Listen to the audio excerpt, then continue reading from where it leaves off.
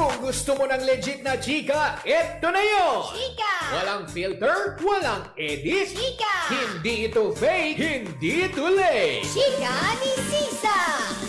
Lahat ng ganap sa showbiz pag-uusapan natin dito. May nag-break, may nagkabalikan. Tara at pag-usapan. Kung ano man ang chika, alam na ni Sisa. Ito ang Chika ni Sisa. Chika! Ni Sisa! Isang magandang hapon, Metro and Mega Manila. We are number 106.7 Energy FM. Panggawag mong sabihin radyo, sabihin mo Energy. Ako po si Kapitana Sisa at eto na ang Chika ni Sisa. Hello pa rin po sa lahat ng ating mga panggana. Patuloy pa rin po nakatutok simula pa po kaninang umaga. Lalong-lalo na dyan sa mga taga-barangay Tatalon, Quezon City, ang mga taga-East and West Camias. Hello po sa inyong lahat dyan. Hindi ba? Kamusta naman ang inyong mga hapon? Hello pa rin po of course sa ating mga pangga dyan sa may Las Piñas, lalong-lalo dyan sa may Tatalon 1. Taray, isang talon yun pag ano. Hello po sa inyong lahat. Kamusta naman? At syempre ang mga taga Putatan, Muntinlupa. Hello po sa inyong lahat. Isang magandang hapon. And of course, sa mga nanonood via our digital platforms on Facebook, TikTok, and of course, sa lahat ng ating team replays on our YT channel, sa Energy FM 1067, sa mga kaipanig ng Pilipinas at ng mundo. Hello Philippines and hello world. Ganon yun, diba? Pag ganitong medyo mainit ang panahon, alam natin, diba? Parang ang sarap uminom ng something refreshing. Kung ikaw ay isang tea lover, meron tayong MX3 Tea with Pandan. Alam mo ba na ang MX3 Tea ay gawa sa dahon ng mangustina na hinaluan ng pandan para mas refreshing sa ating panlasa? Ang isang sachet ng MX3 ay good for 1 liter of water. Pwede mo siyang ma-enjoy either hot or cold. Maaari rin dagdagan ng lemon or honey for added flavor para sa buong pamilya. Makakatulong ang tea para ma-detoxify o malinis ang ating katawan from any toxins. Kaya nga naman kung meron kang ibang katanungan, pwede mong bisitahin ang kanilang website sa mx3ph.com. Paalala pa rin po sa lahat ng MX3 ay hindi gamot at hindi ito maaring gamitin panggamot sa anumang uri ng sakit. Diba na nakakaloka to Darius level? Ang init-init ang panahon ngayon, hindi ba? Kasing init ang usapin ngayon, kaya wag na natin patagalin pa. Tumungo na tayo sa ating unang Chika!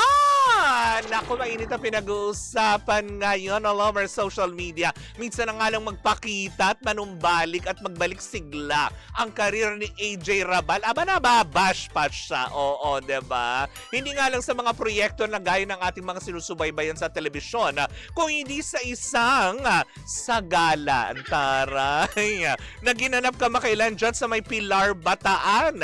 Dahil nga, diba, kinuha itong si AJ Rabal para mag-Reyna Elena sa naturang sagala. Pero imbis na kinagiliwan, marami naman ang natuwa, 'di ba? Nang makita nga nila kanilang idolo na ay eto na, muli na siyang nanumbalik, sumigla na ulit ang kanyang karir at ready na siyang harapin 'di ba? Ang mundo ng showbiz.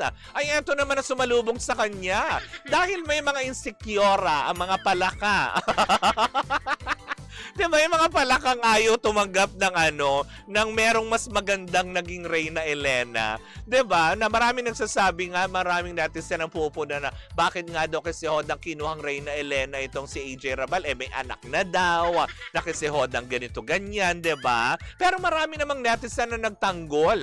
Sabi nga ng ilang netizen, ignoramus ang tawag sa mga nagsasabi na hindi daw pwede ang nanay o may anak na maging Reyna Elena. Dahil ayon daw sa original na konsepto, si Empress Helena, diba? Taray, diba? Pero wag ka munang kumanta, wag ka munang ma-excite na nakakaloka, diba? Pero yun na nga, diba? Sabi nga ng ilan na habang kumakanta na yung kanta natin, diba? Na nakakaloka to Darius level. Para bang, diba? Si Empress Helena ay nanay daw ni Constantino na magkasama daw yan ang si Reyna Elena at si Constantino dahil mag-ina sila. So anong sinasabi nila na bawal daw ang nanay o di naman kaya anak na o kaya kabit, yung mga ganyan. Ang daming mga ano ng netizen. Ano bang pakialam nyo kung siya ang kinuha ng organizer? Para may magandang mukha, hindi ba? Hindi yung nahuhusga tayo kaagad ng ating kapwa. At saka isa pa, 'di ba? Kahit naman sino dyan, pwede namang gampanan niyang papel na yan. Hindi naman ibig sabihin kailangan kailangan talaga purely na ang virginity mo talagang grabe, hindi ba? Sabi nga ng ilang mga netizen, si Reyna Elena ay si Saint Helena, ina ni Emperor Constantino. Hindi siya pageant queen. Totoo naman na kailangan daw dalaga o virgin yung kailangan umano dyan. Hindi ba? Kasi nga naman, ito'y ginagawa ng parang taunan kasi ngayong Mayo ito nangyayari, yung mga ganitong klaseng sagala, hindi ba? Sa iba't ibang parte ng buong Pilipinas nangyayari ito, tag-iimbita ng mga artista. Wala naman sigurong masama doon, di ba? Kung sakali man din na siya ang napili para mag-Reyna Elena, hindi naman ibig sabihin, meron siya mga ginawa pagkakamali sa buhay niya, hindi na niya kayang ituwid yan at maging mabuting tao, hindi ba? Yung mga tao talaga sa social media, very perfect, di ba? Alam mo, dapat sa susunod pag may sagala, mayroon pang dulo yan. Ang tatawag natin dyan, Reyna Impactita. Reyna Impactita dapat ang mga itawag dyan. Tsaka yung mga nagre-Reyna Elena, di ba? Usually yan yung dulo if I'm not mistaken, lalo pat pagsasagala. Siya yung pinakadulo kasi siya yung pinakabongga ba? Siya yung pinakamaganda pagdating sa... Hindi ka naman sinasabing hindi maganda yung mga Reyna Emperatriz. Kaya lang kumaga parang kumaga sa beauty pageant, by level yan. Siya yung pinaka parang title holder kasi dulong-dulo yan if I'm not mistaken. 'Di ba? Na nakakaloka. Doon sa mga netizen naman, 'di ba? Hayaan na lang din natin. Bakit ba kailangan punahin nyo pa yun?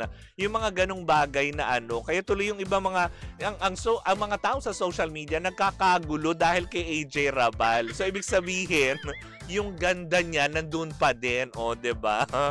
Nakakaloka. Deserve lang yan ng mga magaganda para sa titulong Reyna Elena. Pero kung sakaling si Kapitana Sisa bibigyan ng titulong ganyan, Reyna ng Kakiriha. Reyna ng Kakiriha. Pwede yan mga yung mga sumagala dyan. Diba? Nakakaloka. Kaya tuloy sabi ko ganun, hala, talagang putok na putok ang social media dahil kay AJ Rabal, hindi ba? Wala yan na lang din natin, diba? Mali mo naman, diba? Gaya nga na sinabi ko kanina, diba? Matagal na na-miss ng tao si AJ Rabal. Marami tayong nalaman tungkol sa kanya mga revelasyon sa ilang mga interviews, lalo pat with Tito Boy Abunda. Kaya nabigyan naman natin ng chance yung tao na alam mo yung makabangon na muli siyang maging aktibo sa larangan na kung saan natin siya nakilala sa pag-aartista, 'di ba? Hindi yung huhusgahan na lang natin, 'di ba? Kasi yung mga iba naman diyan, yung mga nagfi-feeling na gusto mag-Reyna Elena, why namang deserve, 'di ba? Yung minsan tatanungin mo pa, bakit yan yung Reyna Elena, 'di ba? Mas mukha siyang escort. Wow! But anyway, so much to that balita, diba? Well, tayo muna ay maghahanap buhay mga pangga sa ating pagbabalik. Isang umatigabong tsikahan na naman na daladala na nag-iisang bakla. That's me. Ako po si Kapitana Sisa at eto pa rin ang Chika ni Sisa. Woo! At tuloy-tuloy pa rin po ang ating tugtugan. Dito po lamang yan sa number 106.7 Energy FM. Panggawag mong sabihin radyo, sabihin mo energy.